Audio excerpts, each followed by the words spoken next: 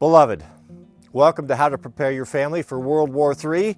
Today we're going to be installing some solar, two 400-watt panels, just enough for subsistence living, just to keep those things topped off. Last episode we installed the post.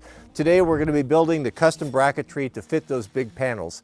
So let's go inside and start fabricating and see what we can get done today.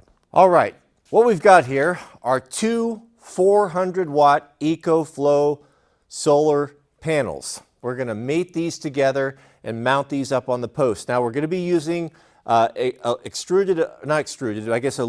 angle iron and some channel, and we should be able to build this mount, which will be fully adjustable to take advantage of the different seasons of the sun in 2-axis for material cost about $750. Now when I called the solar place to order like a pre-made kit, it was $2,900. So pretty big savings, and we're doing it real nice so it'll look good, and all out of aluminum. So we're going to start by hooking these both together and then start building off of that. Before we lay out our holes, we'll clamp these together nice and tight. These panels have these oval cutouts for bolting them together. So I'm going to mark the center.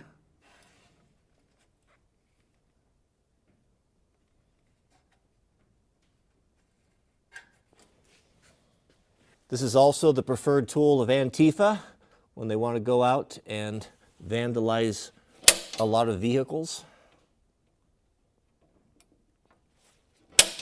But that is a two-way street, is it not, gentlemen? With those holes done, we can set up our drill press.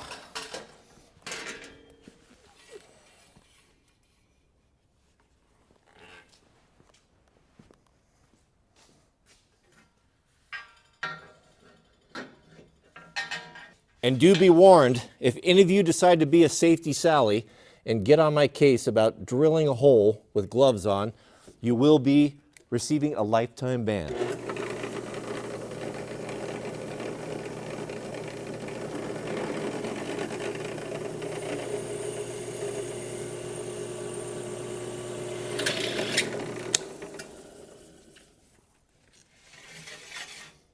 With those drilled, we are ready to mate all of our solar panels together. Now I'm going to mock all this up. We'll have to disassemble it for the install, but because I need all the dimensions and I want to make sure that it fits. So to connect the solar panels to the mount, the Pro mounts have this fancy extruded thing and the nut slide in it. I don't have that, and it was very expensive, and I didn't think it's necessary. So what we're going to do is I've got some stainless hardware so it won't corrode. And we'll use, if I have enough washers.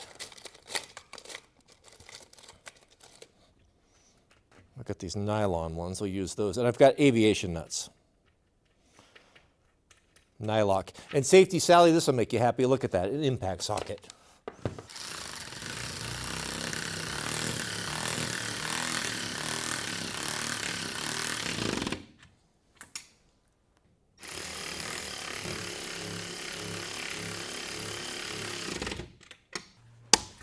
All right, that looks pretty good. So this will form the backbone of the array. That's pretty heavy-duty angle, and that's all locked together with 8 bolts. Pretty rigid. Yeah, I'm happy with that.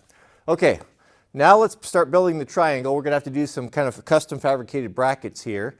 And it shouldn't be too long. I think we'll be ready to bolt it up here pretty soon. I've been scratching my head a little bit on this.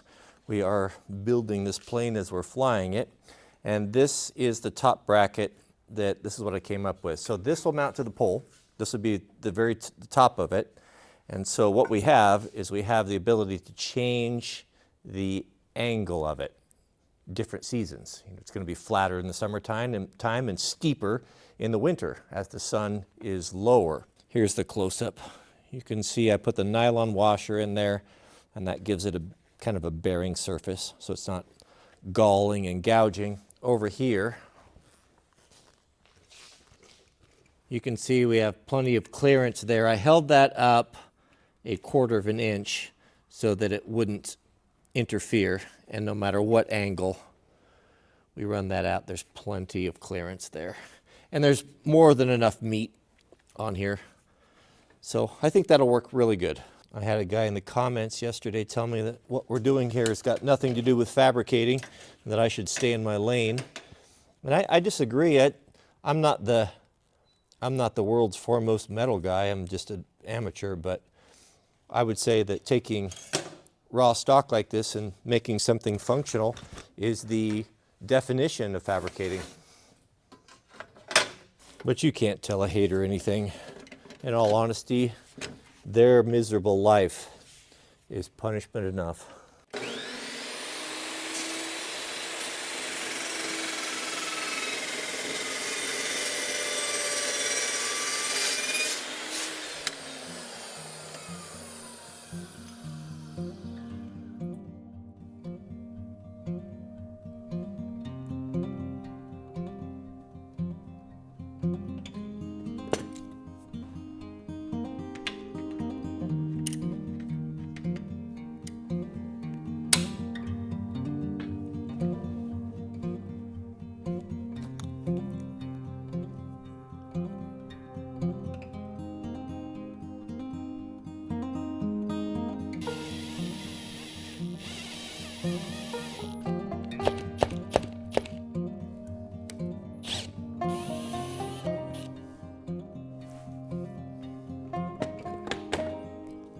What's wrong with that, gentlemen? So we'll put our stainless bolt and washer, and then we'll put a nylon, kind of a bearing on there. Washer and nut. Those bolts are a little bit long, but that's what we got. So we dance with the one we brought. Now we can tighten this guy up.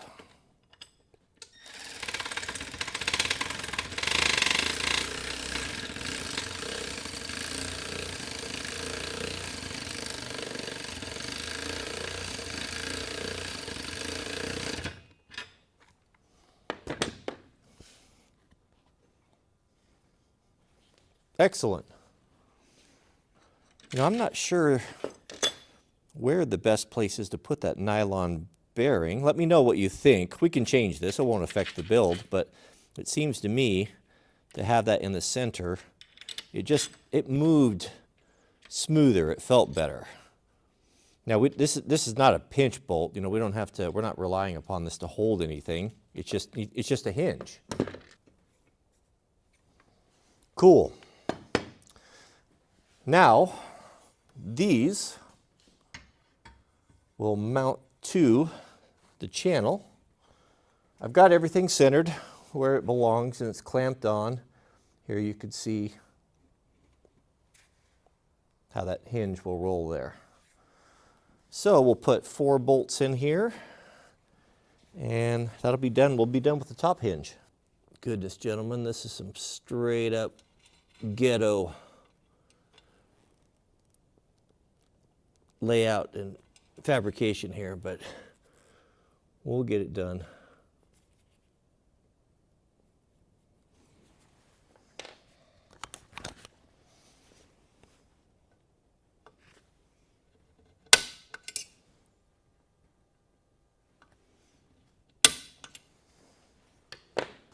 Okay, I think we can take our clamp off. And let's bolt this together. I drilled these holes tight enough where we're not going to need a washer on the back side.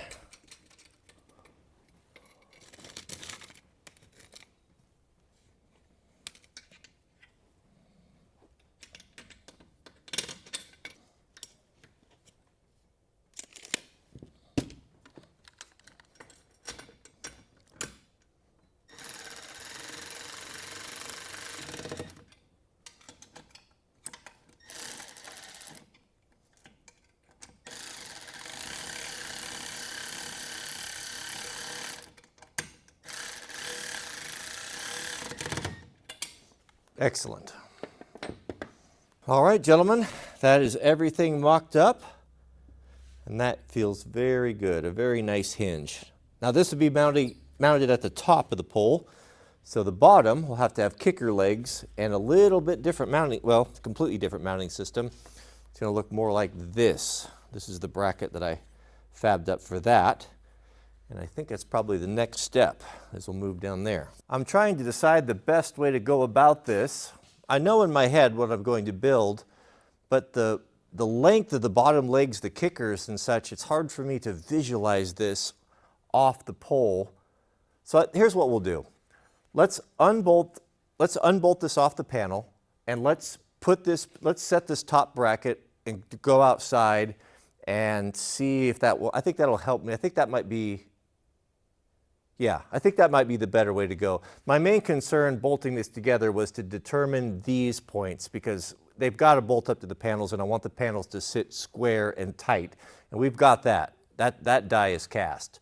So there shouldn't be any reason why we can't go bolt that up. Yeah, let's yank this apart and we'll go do that.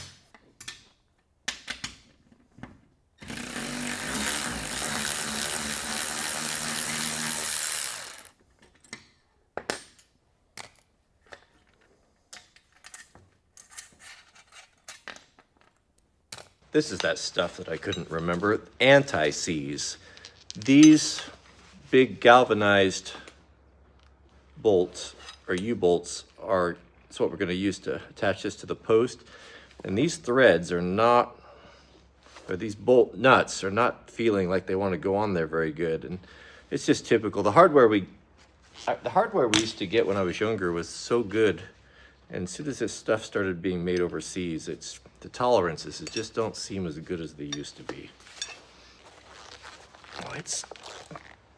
Boy, that does not feel good. And you know it ain't gonna get any easier. China. No more Mr. Nice Guy. If this doesn't do it, I'm taking those bolts and throwing them in the trash and getting some good ones, because that's just ridiculous. Unfortunately, I don't have a deep impact socket in 1/2 inch. So this takes some of it away, but this should get it done. If it doesn't, we got a big problem.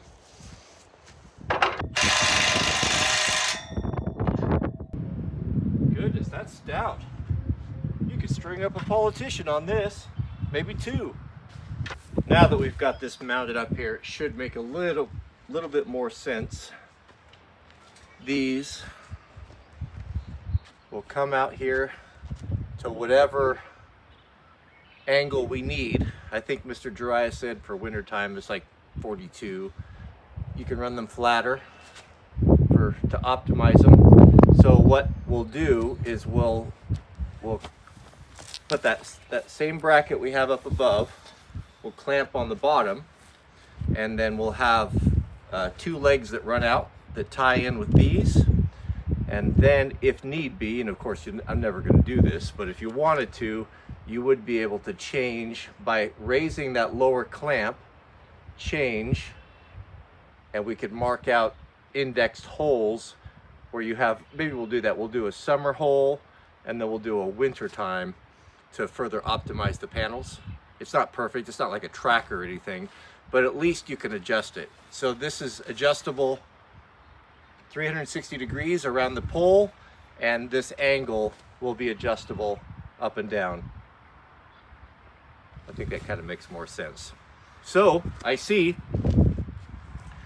the phone on my battery is about dead, and I'm about done today. So we'll cut it off right here. We'll pick up where we left off tomorrow, and we'll do the bottom half of it. That should go a little bit quicker. Maybe we can even get the panels mounted, and then it'll be the excavation and get everything hooked up. And I'm really excited to see how they work.